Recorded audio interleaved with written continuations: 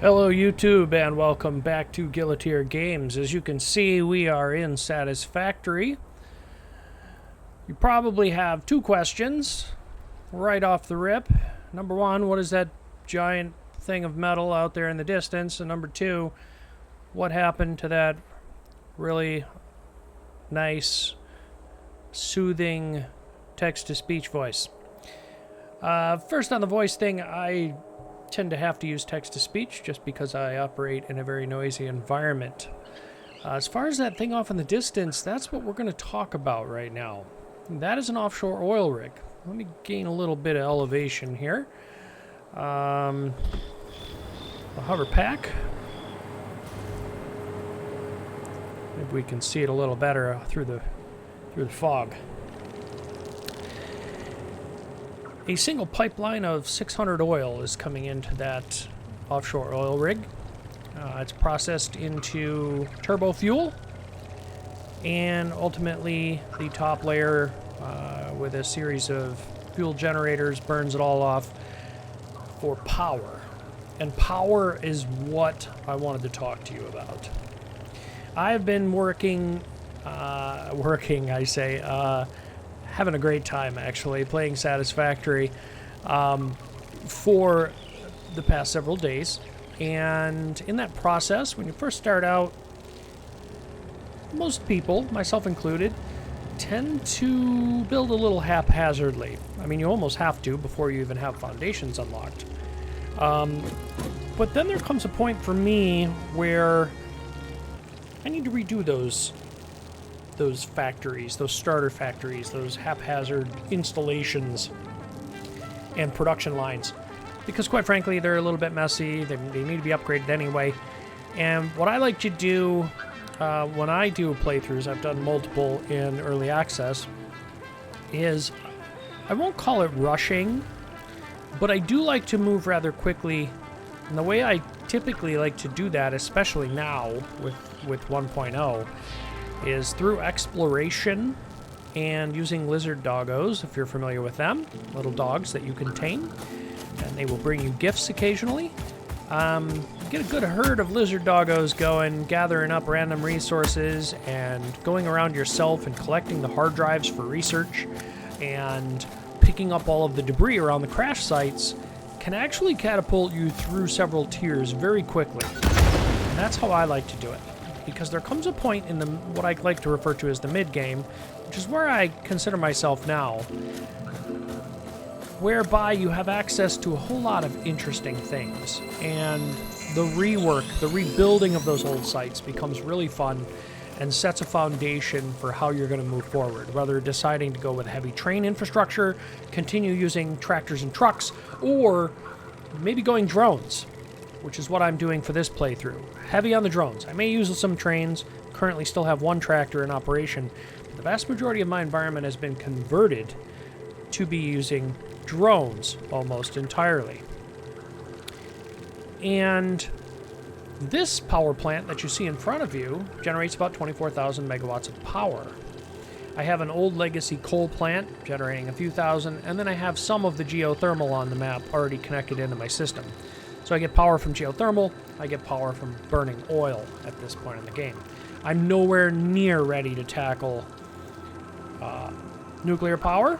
That's a long ways away. In fact, some of the fun is building up the infrastructure and getting to the point where you can actually try nuclear power. It is a complicated beast.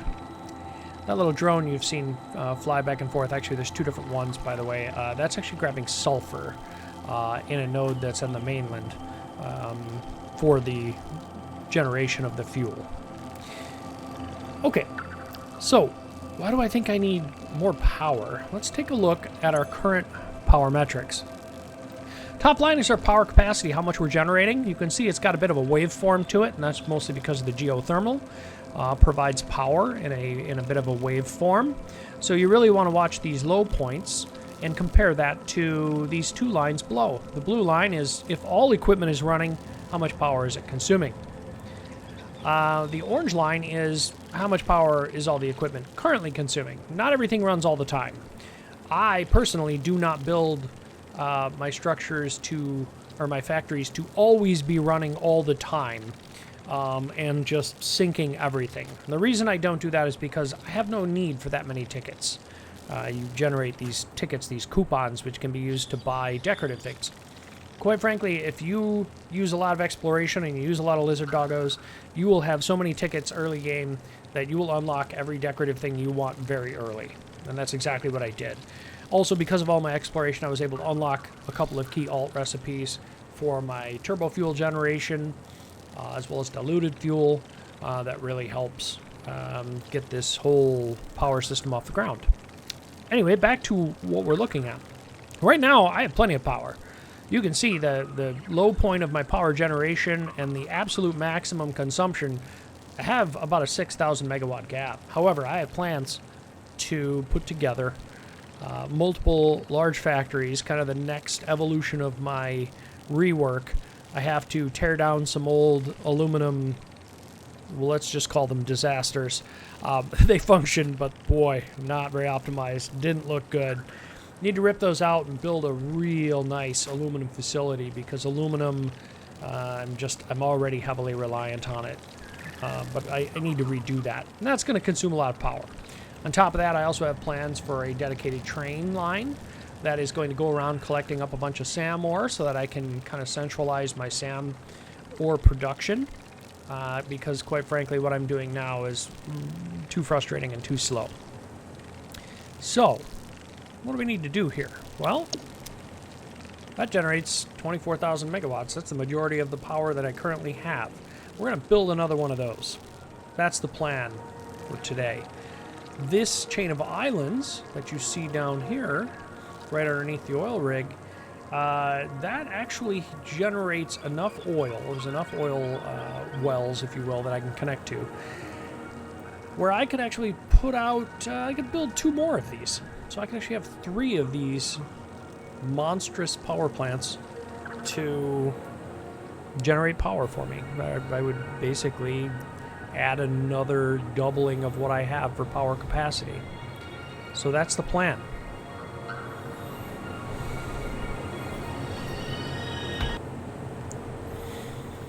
So before we start locating a new site or a new spot in the water for us to build our next power plant, let's zoom out here, and we're going to fall in the water. That's what's going to happen. So the hover pack kind of requires a power connection, not just a power line, to be near. I should have used my zip line tool to go across there. Miserable failure on my part. That's alright, we don't mind being wet. Alright, there we go. Now we're close enough. Get some elevation over that nasty green gassy stuff. I wanted to come in here and just get a closer look. Let's see. Let's try and catch the line this time. There we are. Now we're paying attention. Okay. Just wanted to get a closer look of this oil rig, or at this oil rig. So let's take a look underneath first. I mentioned that these were built from blueprints. So to give you an idea, that's blueprint delete mode. That entire footing is a single blueprint. This turbo fuel generation is an entire whole section. It's a blueprint. And each of these large sections are blueprints. They're 12 by 12. 12 foundations by 12 foundations by about 10 foundations high, I believe they are. Actually 11 high, I think they are. And then here on the top you can see the actual fuel generators generating power by burning off all that fuel up here on top. These blueprints are almost ready to make available, to put out there so that others can use them. I'm not quite ready. There's a couple changes in 1.0 that have altered how blueprints are put together when 2 blueprints meet.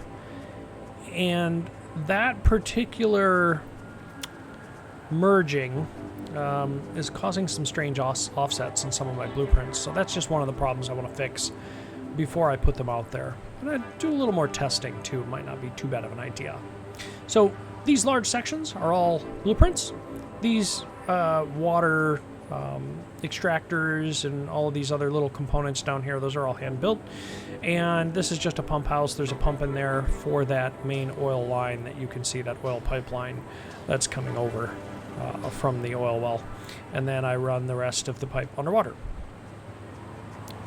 Okay, so what's the first thing we need to do when we want to build one of these? Well, the first step is to use one of the corners and locate where that's going to be and place some foundations down so that we have something to set this footing blueprint on. And that is the first step. We kind of want, I'm going to try and get a little closer here.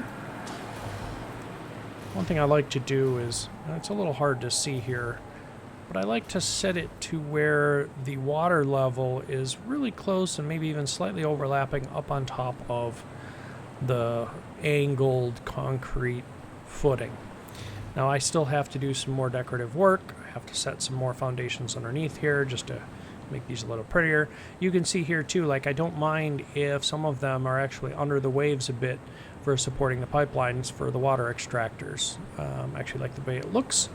But again, I haven't finished decorating down here. Right now it's just bring the blueprints together, make everything functional, make sure it works.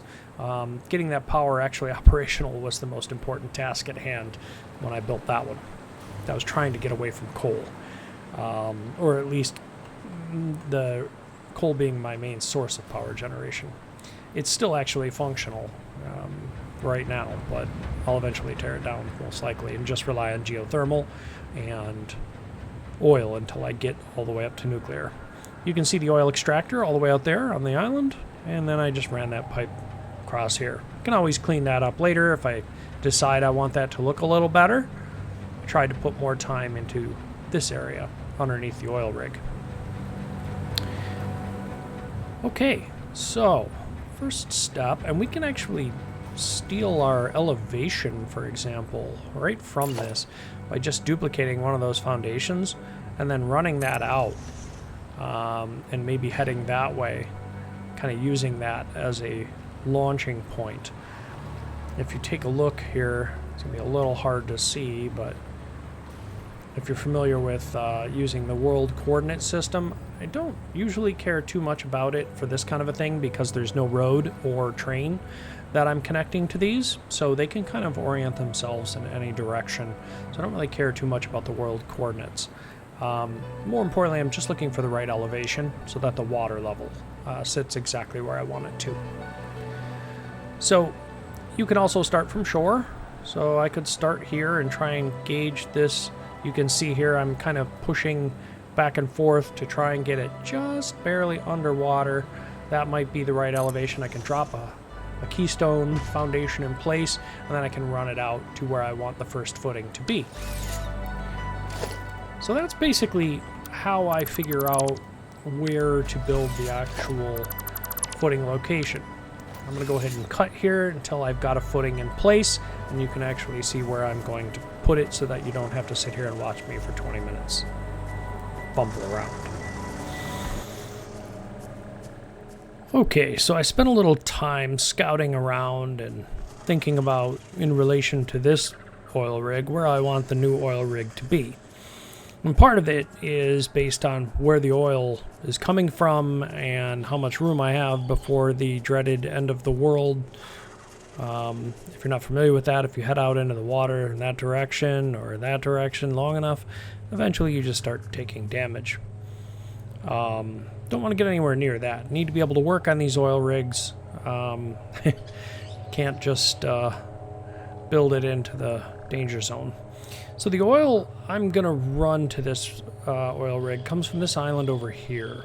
There's 2 normal oil nodes over there. They produce 300 each when overclocked, bringing me to 600, which is enough to run a duplicate of this.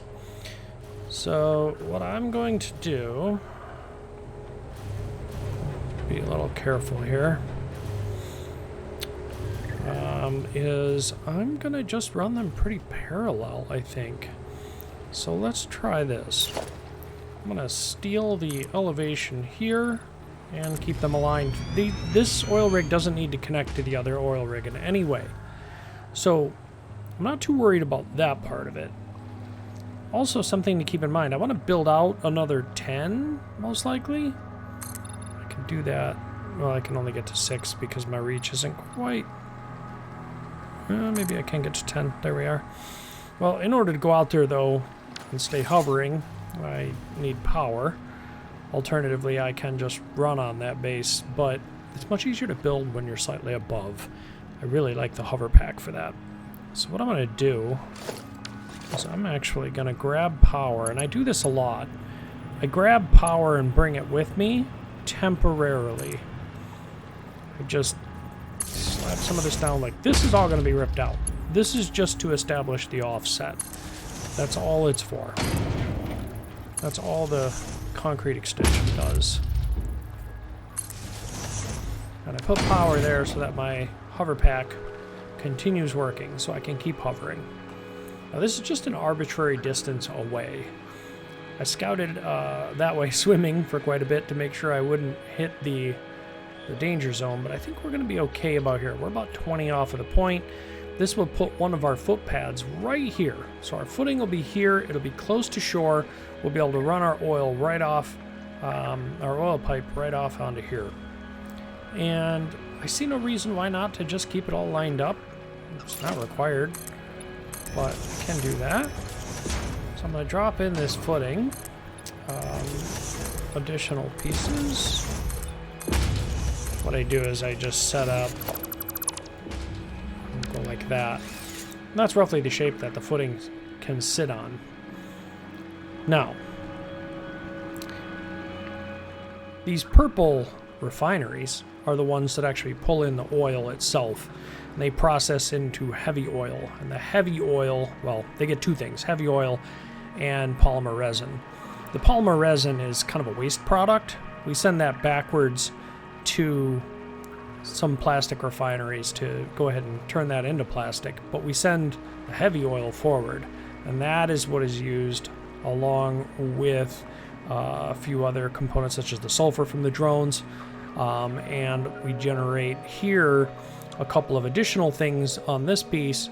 We generate petroleum coke and fuel, just a little bit of regular fuel, and then these red blenders blend all that together. The heavy oil, the petroleum coke, the sulfur, they take all that good stuff and the fuel and they kind of make turbo fuel in the recipe that I'm using. So this is kind of the first part and the most important piece that we're going to be bringing into the equation. So this is a good foot pad here. Probably just would be easiest to go ahead and extend that one out, figure out where the second one would be, and build that one first, because in my plan you can actually see on the right hand side of the screen, you can see I've planned the heavy oil blueprint and the footing, one of each. Even with my current capacity on the dimensional depot and my own internal inventory, I don't have enough space available to me to, basically plan all of this and have all those components available. And that'll never be the case. Generally, I'm building, like I built this one blueprint at a time. And even that was a struggle. I had to really push the dimensional depot and work on expanding it through the research in the MAM in order to be able to have enough capacity to even be able to use these giant blueprints. So, a lot of planning is better than a little bit of planning and finding out that you can't continue. Alright, we don't have a convenient little block to grab, but we can always make one. We can also cheat, just like that. Make sure we're not overlapping. Okay.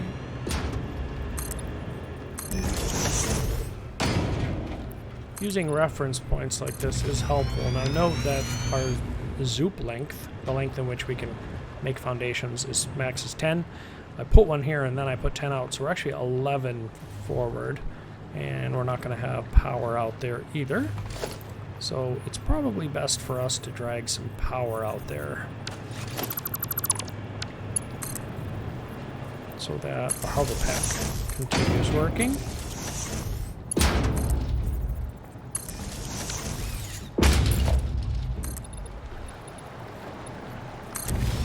That one I went out 9, so this brings me out to 20. That should, whoops, gotta be careful. We like to hover when we build. That's actually a question I would have for others too. I wonder if everybody is like that. Is it just me, or it just seems like building is so much better once you get the hover pack? It's not really possible with the jetpack. I mean, you could try, but I don't think it'll work out real well. This guy's not gonna work, but I think we'll be okay. Now making sure that this is lined up with that is gonna be very important. It looks like we're good. Now, we need to drop this blueprint in, the verse blueprint, which is our oil rig footing. Every blueprint, when you design them, they have kind of a front and they have a back, and it's important to know how they flow. And what I'm doing, it's going to be a little hard for you to see. Yeah, there's no way for me to easily show you.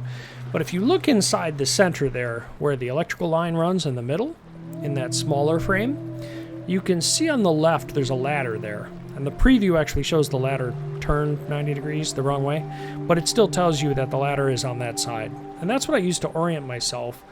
If I can't see the little white arrow, which you can actually see off to the left there, tells you what it considers the front of the blueprint.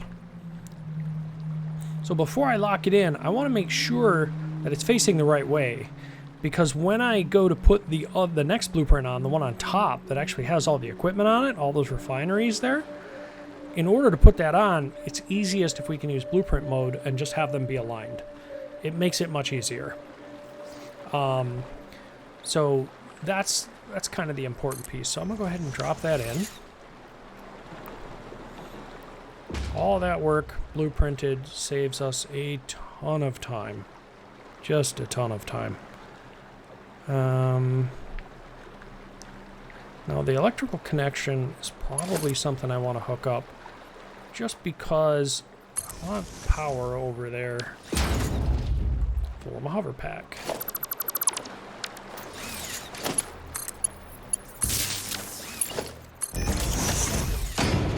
Now that this thing actually has power, I can actually come up here and have power up top. Now we can actually see that ladder. We can see there's some walkways in here with additional ladders, and we can tell which way it faces and all that. The next step is going to be to drop a very large blueprint on here, and that is the heavy oil blueprint. Switch into blueprint mode. No, this is a lot of stuff for your computer to handle. So don't be too surprised if you do get your hands on these blueprints one day if it's a little hard to manage. It'll slow down even the most capable machines sometimes. See the arrow? It's facing that way, and you remember on our footing, the arrow was facing that way. And also, don't know if you can really see this because of how it's highlighted. It's actually off center a bit. And I can tell because I recognize where these little diamonds are in the diamond plate. I have to shift it over one. Not real thrilled about that, but that's something that happened at release compared to the original. And right now, it's actually facing the exact wrong way. That little white arrow I was mentioning is positioning it incorrectly. And that's where we have to unlock it, turn, and then try and lock it back into place, and then double check our alignment again, like so.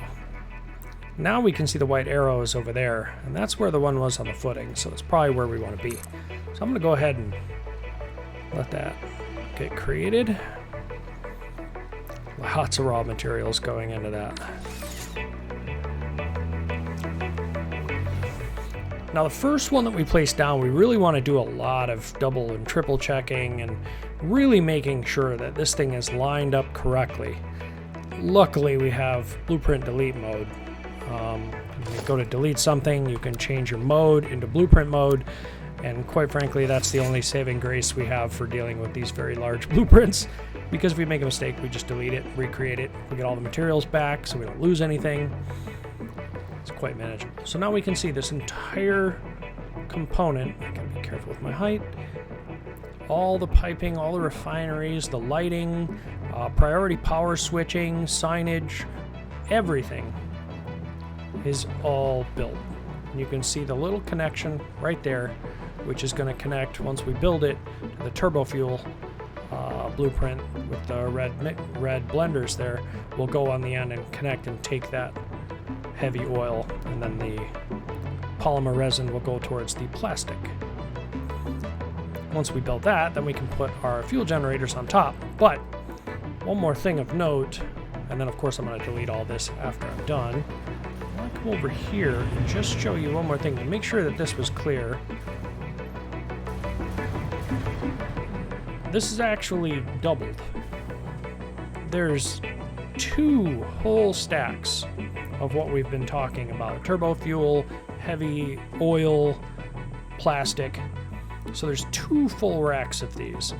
The only difference, I'm going to go ahead and fly back there to show you. I'm going to try and stay next to power here. The only difference is on the very back, we only need 1 plastic refinery, and it's on the other side.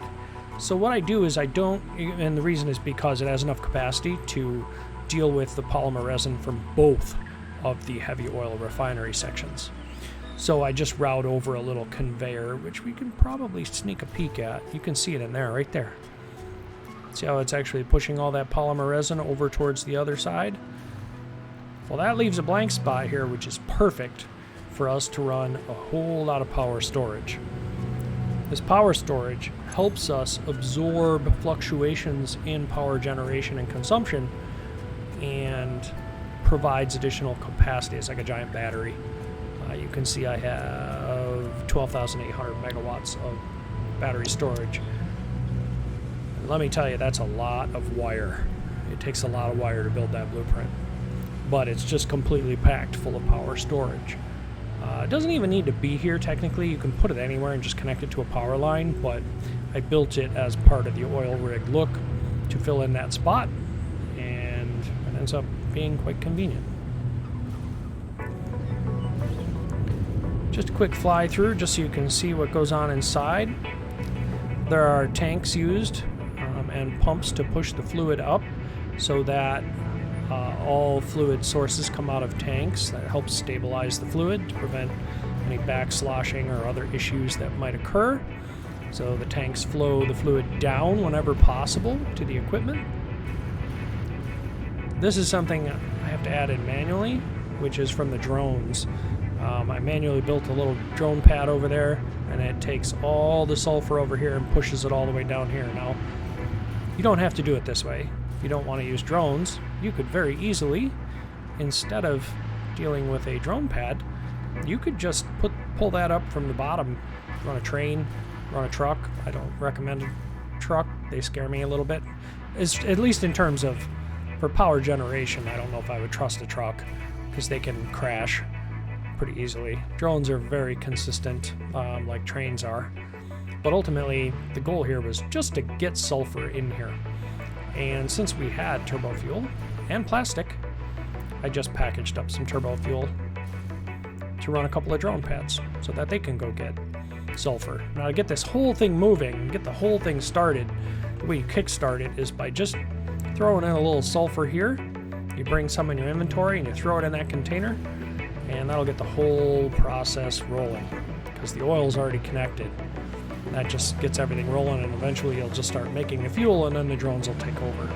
You can also go a different route. You can bring packaged turbo fuel if you have it handy and drop it into the drone pads, and the drones will pick that up and just use the initial turbo fuel. go get sulfur. Either way works. Anyway, that's all I wanted to cover. I'm not going to make you suffer through building an entire oil rig, but this is what I'm going to be working on, is that new rig to double my power. Thank you for watching.